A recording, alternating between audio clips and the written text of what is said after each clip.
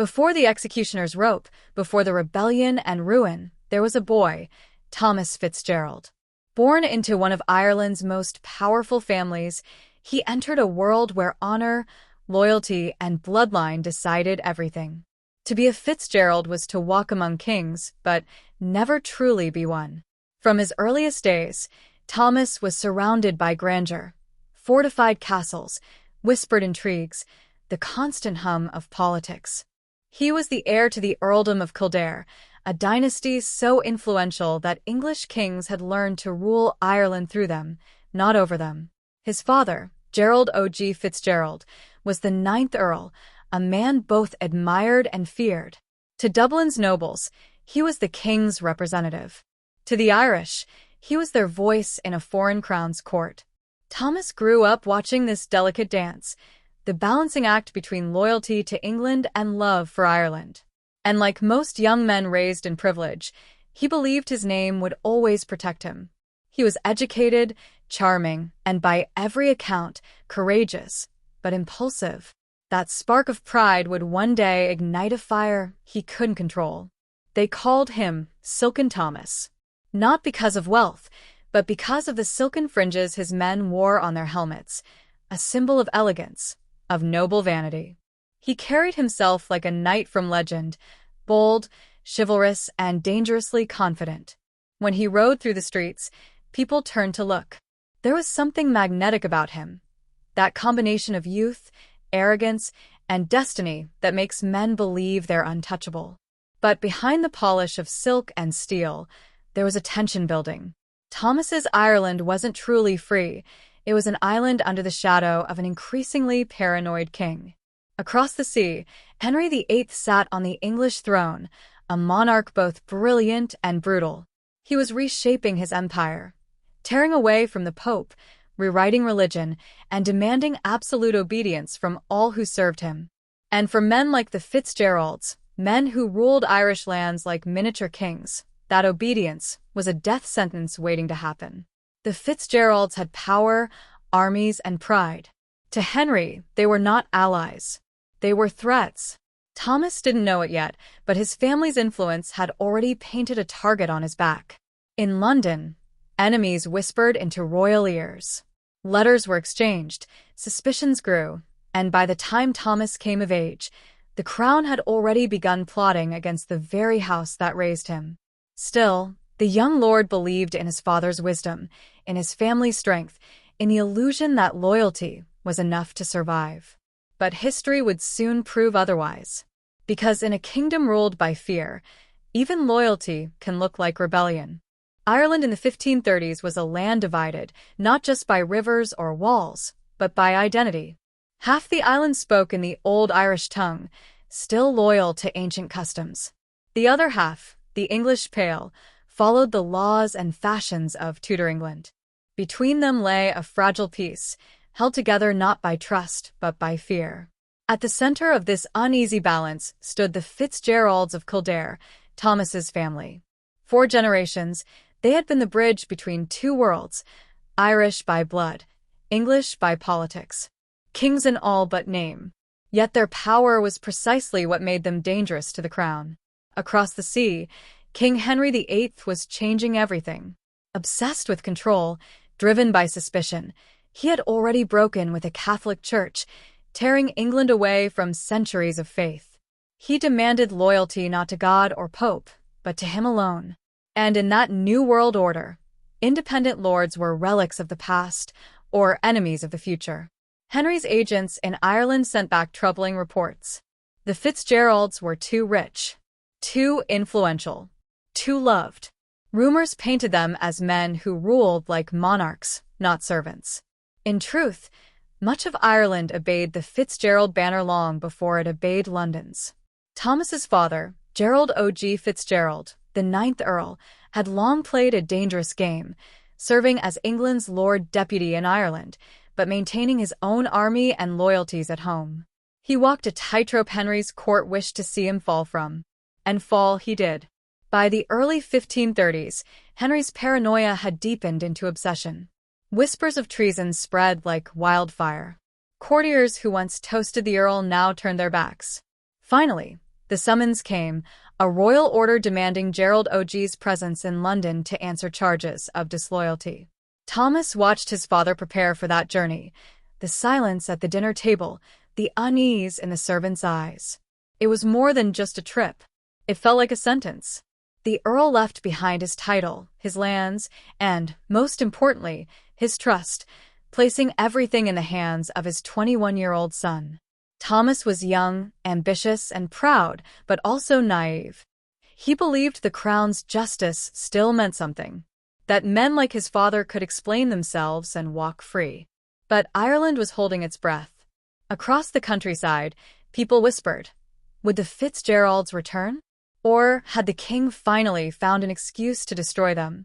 Each day brought new rumors, forged letters, secret arrests, mysterious disappearances.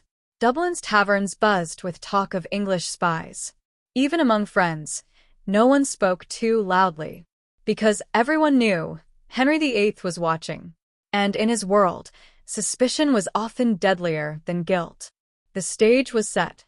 The wrong word, the wrong rumor, the wrong letter could spark a fire that would burn through everything Thomas loved. And soon it would. London, the city where noblemen vanished behind stone walls and never returned. When Thomas's father, Gerald O.G. Fitzgerald, arrived there, he wasn't treated like a respected earl. He was treated like a criminal waiting for proof. The charges? Treason, disloyalty, secret dealings with the Pope. None of it was new, just convenient. Back in Ireland, word of the Earl's arrest spread like wildfire. But communication between Dublin and London was slow, and gossip traveled faster than truth.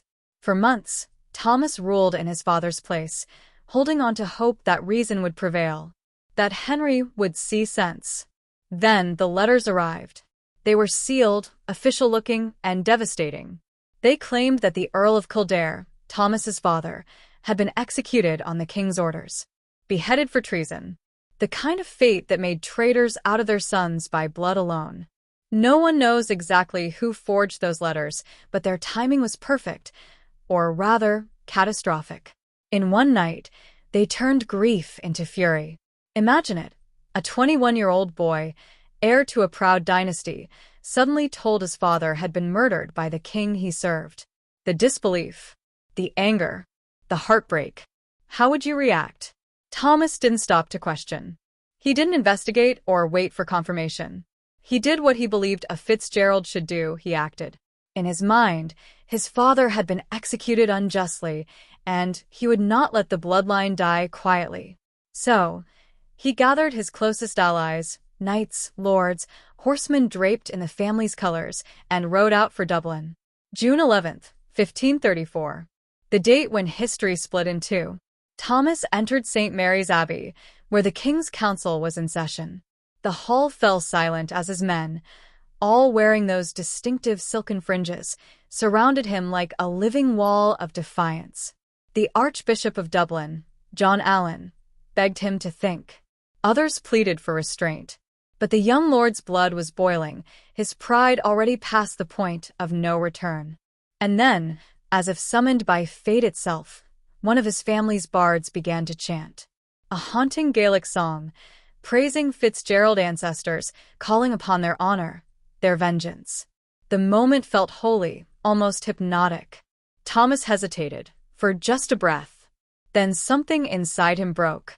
He pulled the ceremonial sword of state from his belt and slammed it onto the council table. I am no longer Henry Tudor's deputy, he declared. I am his foe. Gasps filled the chamber. The archbishop wept. But the young lord turned and walked out, head high, heart racing, destiny sealed.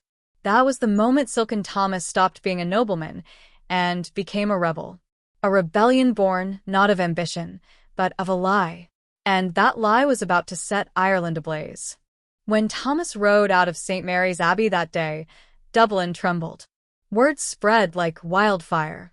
The young earl had renounced the English crown. To some, it sounded like madness. To others, it was the first spark of hope in generations. Ireland had found its rebel prince. But rebellion is never clean. It's not born in clarity, it's born in confusion, in emotion, in that space between pride and despair. And Thomas Fitzgerald was standing right in the middle of it.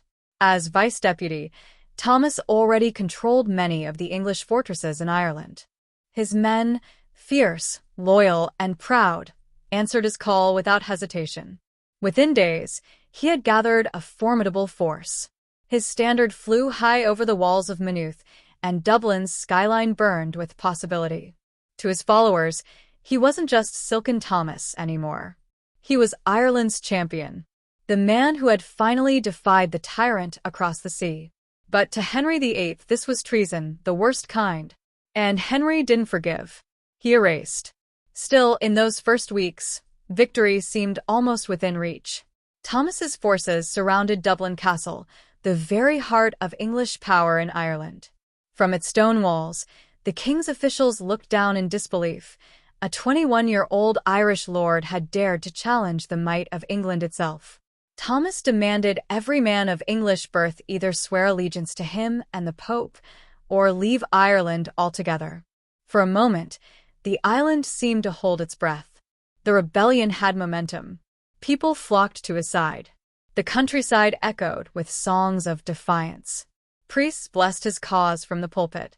And for the first time, Ireland looked like it might reclaim itself, not through negotiation, but through rebellion. But victory built on passion is fragile. Even as Thomas celebrated, cracks were forming beneath his feet. His leadership was impulsive, emotional, brilliant one moment, reckless the next. And while he saw himself as a liberator, his enemies saw opportunity. Letters were being sent, quietly, secretly, to London. English officials pleaded for reinforcements. Henry's response was swift, cold, and merciless. But before the king's army could arrive, the rebellion would take a turn so dark it could never be undone. Because in the chaos of war, one tragic misunderstanding was about to turn Silken Thomas from a rebel into a sinner. A moment that would not only doom his cause, but stain his name forever. For a brief, shining moment, it looked as though Thomas Fitzgerald had done the impossible. His banners flew high over the Irish plains. His men, over 1,000 strong, marched with conviction. Villages welcomed him with cheers and church bells. And even those who once feared the Fitzgeralds now whispered his name with pride. In those early months, it felt like Ireland itself had awakened. The English garrisons that once controlled the land retreated behind their walls, while the young Earl's forces pushed forward. They seized key fortresses, cut supply lines, and surrounded Dublin Castle, the symbolic heart of English authority.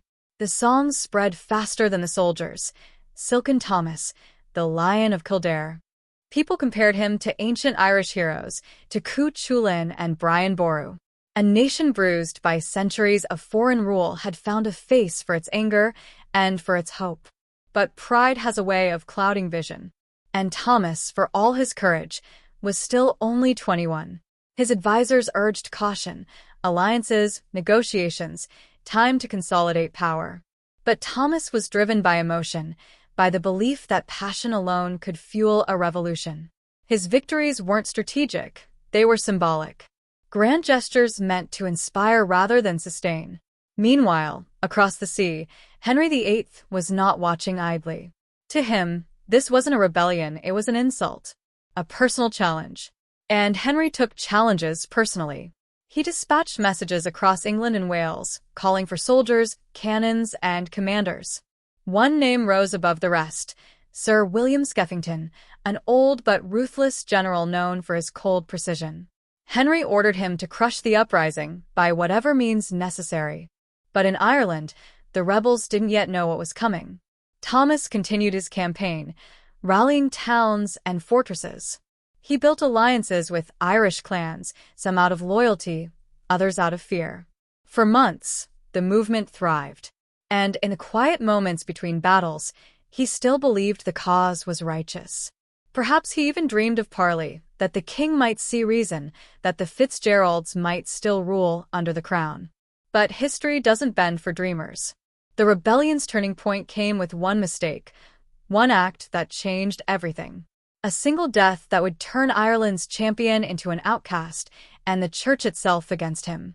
Because among those who tried to flee Dublin before his siege was a man of God, a man whose fate would destroy everything Thomas had built.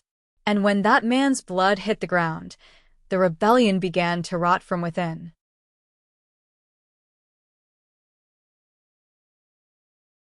The siege of Dublin had reached a boiling point. Smoke curled above the castle towers, the sound of cannon fire echoing across the city. Inside the walls, English officials huddled in fear, while outside, Thomas Fitzgerald's men tightened their grip. For a while, it seemed victory was within reach. But war is a cruel teacher. It exposes weakness faster than courage. And for Silken Thomas, that lesson came in the form of Archbishop John Allen, the king's representative in Ireland and one of the Fitzgerald family's oldest rivals. As Dublin descended into chaos, Allen tried to flee. Disguised and desperate, he boarded a small ship bound for England, hoping to escape the rebellion and warn King Henry himself. But fate, or perhaps irony, had other plans. A violent storm drove his vessel ashore near Clontarf. Exhausted and terrified, the archbishop was captured by Thomas's men and dragged before their young leader. Accounts differ on what happened next. Some say Allen begged for his life, falling to his knees before Thomas. Others claim he demanded mercy in the king's name, as if still speaking from a position of power. Either way, the moment was tense, the kind that defines destinies. Thomas, perhaps out of pity, perhaps confusion, reportedly gave an order in Irish. "Take this fellow away." To him, it meant imprisonment. Remove the archbishop, hold him safely. But his soldiers, eager for vengeance and deaf to subtlety, took it as a death sentence. Moments later, screams tore through the air. When silence fell, Archbishop John Allen lay dead, beaten and stabbed by the very men Thomas trusted most. The news spread instantly, like blood through water. A nobleman rebelling against the crown was one thing, but the murder of a high-ranking churchman? That was sacrilege. Thomas was horrified when he learned what had happened. Witnesses claimed he struck one of his men in fury, shouting that he had never ordered such a thing. But apologies meant nothing now. The damage was done. Within days, the Pope excommunicated him. Supporters who once called him a hero began to whisper that God himself had abandoned him. Irish lords who had pledged loyalty started to distance themselves. For Henry VIII, it was the perfect gift, a justification wrapped in tragedy. Now he could crush the rebellion not as a political act, but as a holy crusade against blasphemy and murder. Thomas had not just lost the church, he had lost his moral shield. And in the eyes of England, the rebel knight had become a sinner beyond redemption. Soon, the king's army would arrive, not to negotiate, not to punish, but to annihilate.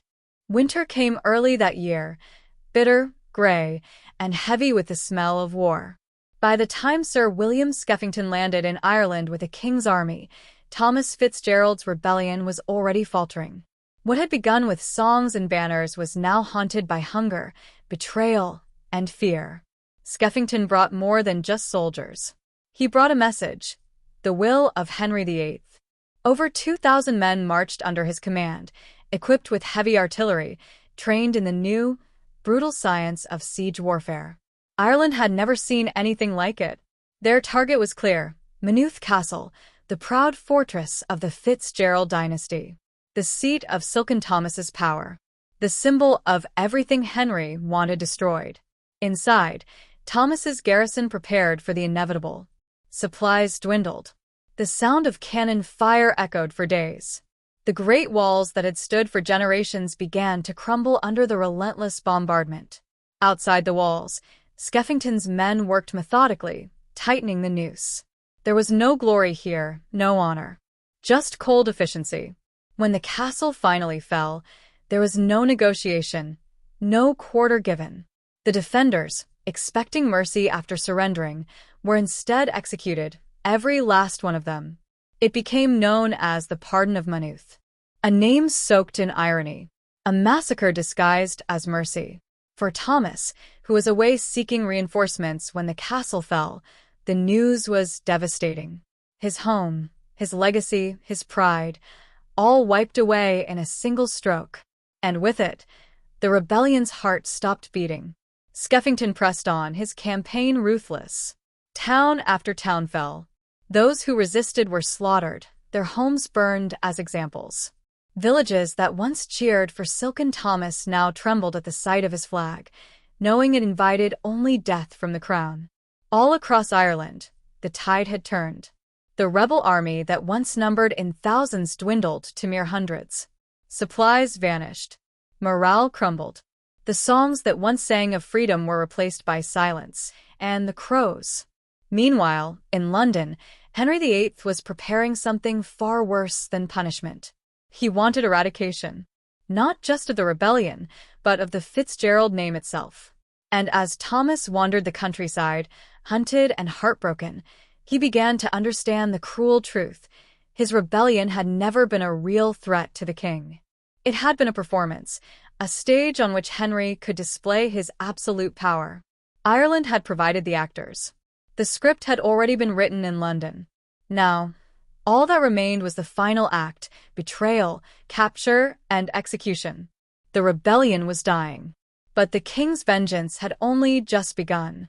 By the summer of 1535, Silken Thomas was a fugitive. The proud earl who had once commanded armies now wandered through forests and ruins, with only a handful of loyal men still beside him.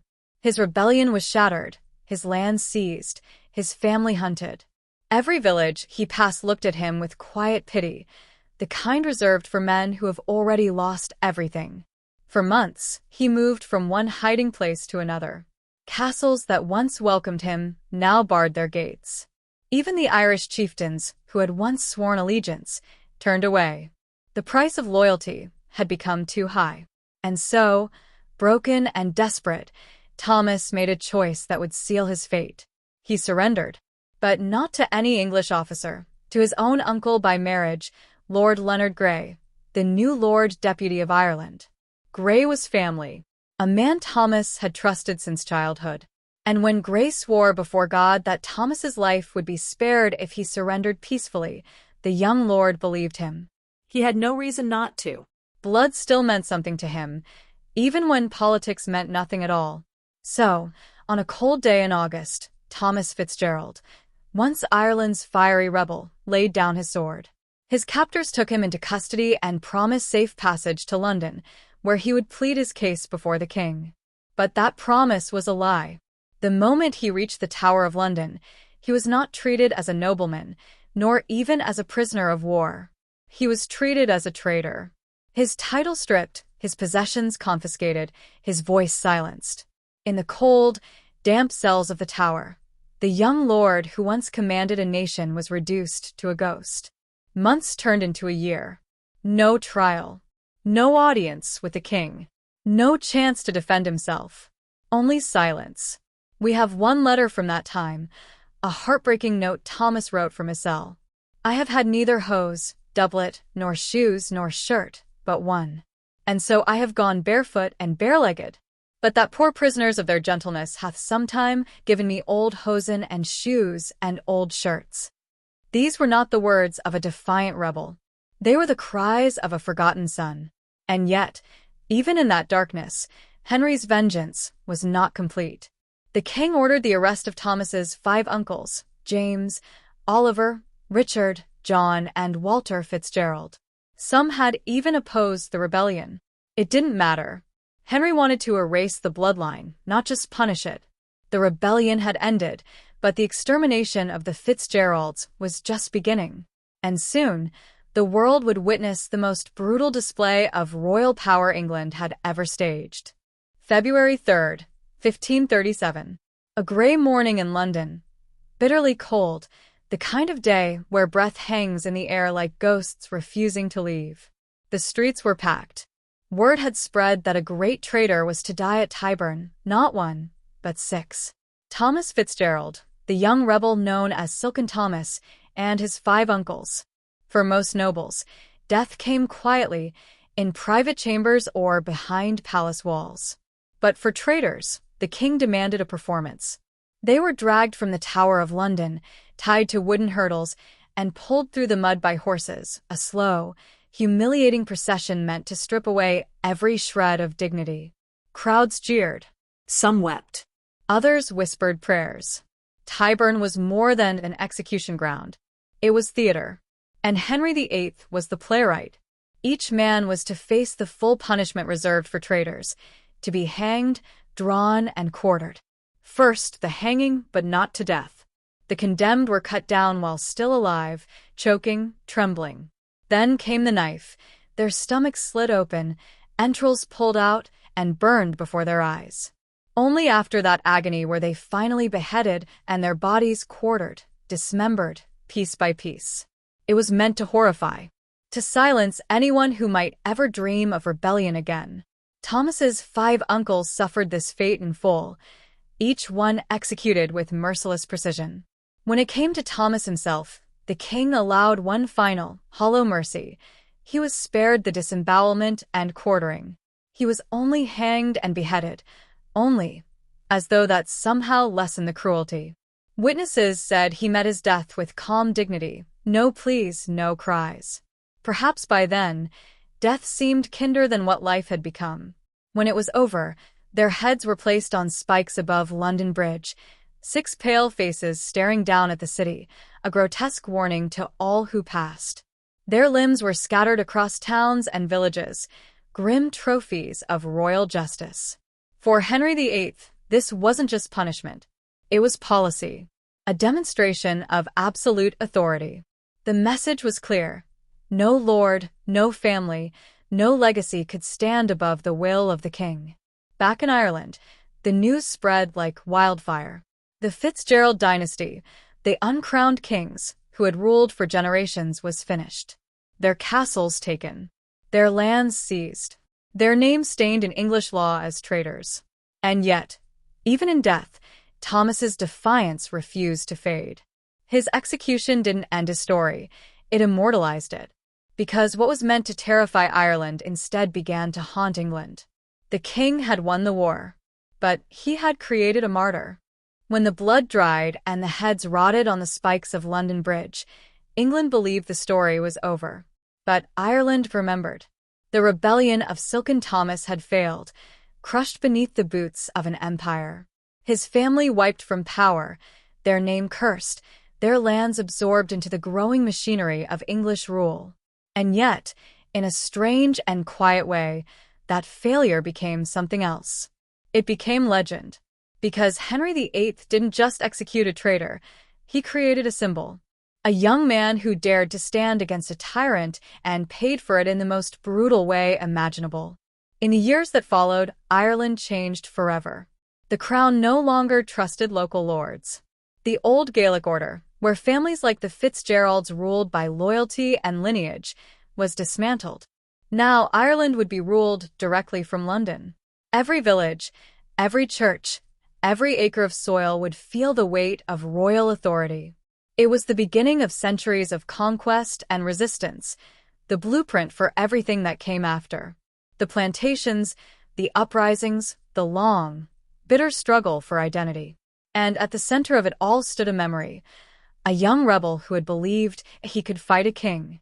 But even in the ashes of tragedy, something remarkable survived. Thomas's half-brother, Gerald Fitzgerald, only a boy when the rebellion fell, was secretly smuggled out of Ireland by loyal followers. He escaped to the continent, moving between France, Italy, and Flanders, a ghost of a dynasty that refused to die. For years, Henry's agents hunted him across Europe.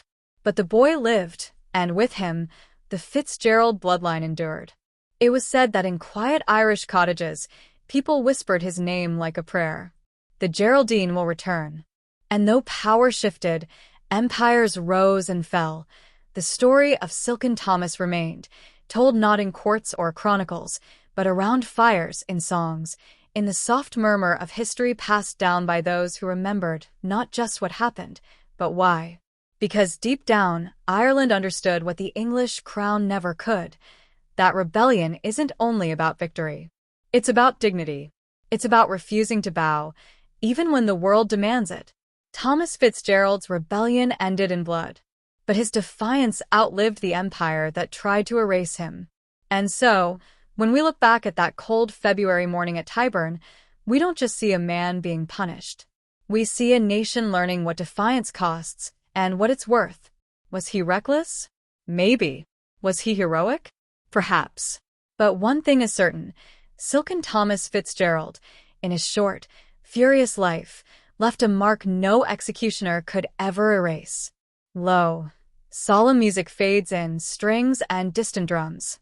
They called him Silken Thomas, a name once spoken with pride, later whispered with fear. But history has a way of reshaping its villains and heroes, doesn't it? For the English crown, he was a warning, proof that defiance ends in death. For Ireland, he became something far deeper, a symbol of fire, of youth, of the stubborn courage to stand against the impossible. 500 years later, the stones of Maynooth still hold his echo.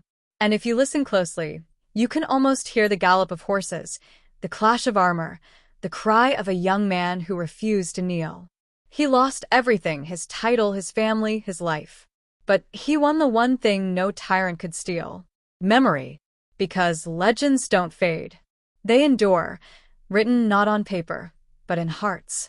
Music swells, pause for 2 seconds, and maybe that's the real legacy of Silken Thomas. Not rebellion, not defeat, but the courage to believe that one voice, however doomed, can still echo for centuries. Music softens, final beat.